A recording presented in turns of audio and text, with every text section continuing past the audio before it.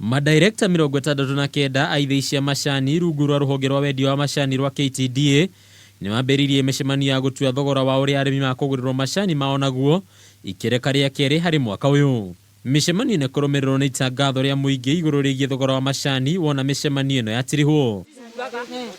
Ũndũ ũyũ ũkĩte rĩrĩ thogora wa macani makĩria thoko-inĩ ya Mombatha ũkoretwo ũgĩthiĩ na mbere gũkundera kuma $2.7 ĩmwe nginyagia $2.14.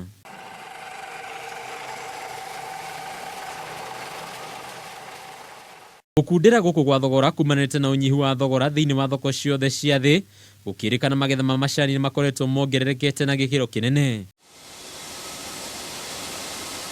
Ona kuo kũgwa kwa ũtonga wa mabũrũri marĩa Kenya yendagĩria macani no gũtũngĩtie thogora ĩno mathĩna ona thengia ya wĩrutanĩria mũnene wa mũrĩmi.